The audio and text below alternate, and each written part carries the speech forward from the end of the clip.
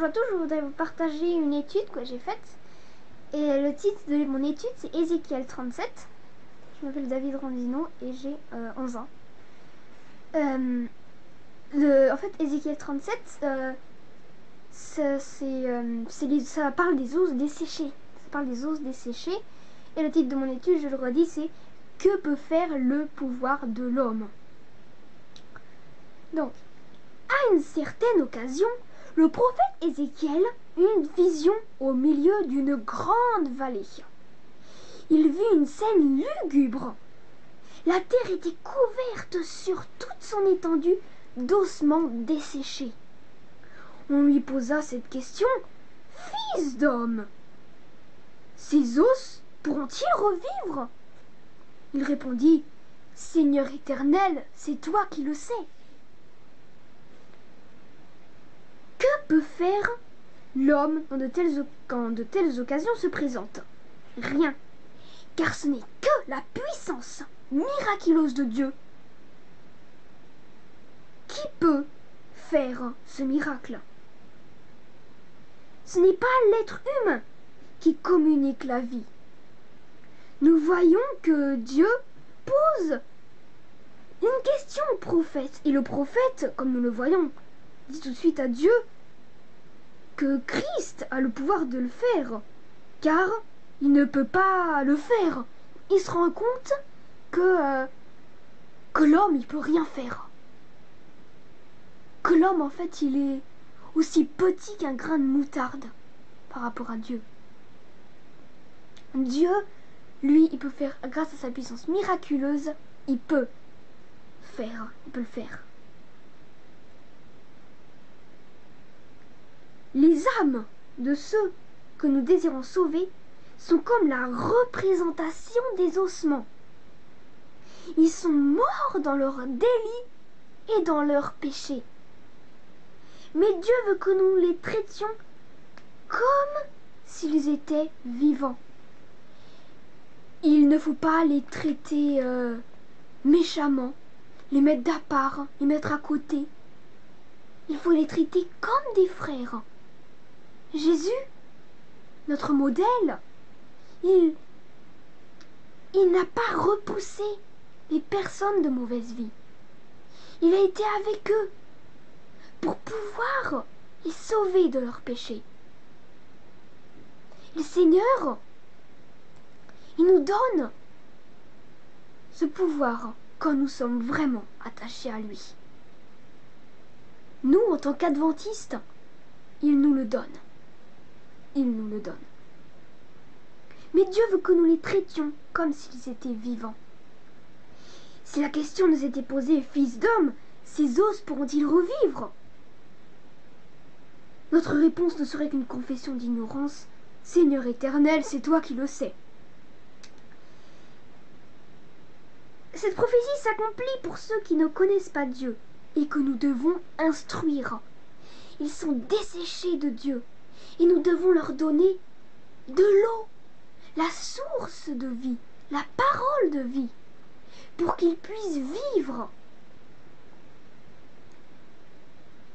Elle ne s'accomplit pas seulement pour le monde, mais aussi pour ceux qui ont été bénis de grandes lumières, car eux aussi sont comme des squelettes dans la vallée.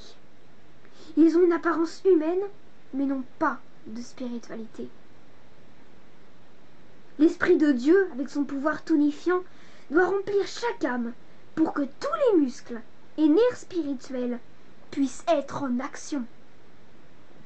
À moins qu'il y ait une véritable conversion de l'âme à Dieu, à moins que le souffle vital ne tonifie l'âme à la vie spirituelle, à moins que les enseignants de la vérité soient mûrs par les principes venant du ciel. Ils ne sont pas nés de la semence incorruptible qui vit et durera toujours.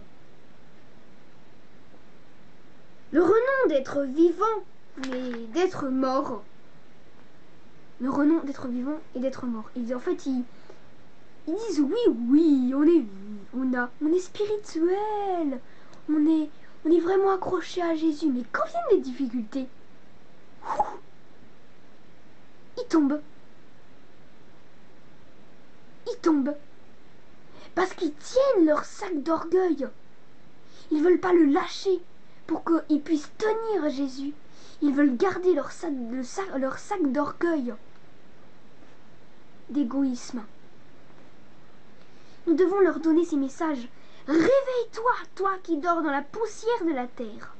Réveille-toi d'entre les morts, et le Christ resplendira sur toi. Donc dans Proverbe 17, chapitre 17, Proverbe chapitre 17 et le verset 22, nous voyons que c'est écrit: un cœur joyeux fait un bon remède, mais l'esprit abattu dessèche les os. Nous voyons que quand nous sommes joyeux et que nous avons Jésus dans notre cœur, c'est un bon remède. Mais un esprit abattu dessèche les os. Et qui veut dire que quand nous sommes un faux chrétien, eh bien nous sommes tristes.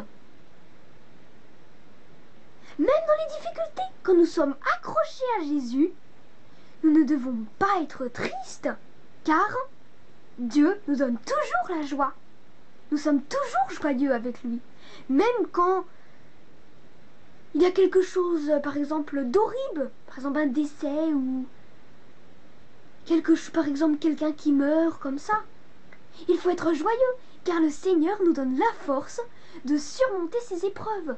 Ces épreuves sont pour notre bien, pour voir si dans les difficultés, nous nous accrocherons de toute notre force à Jésus.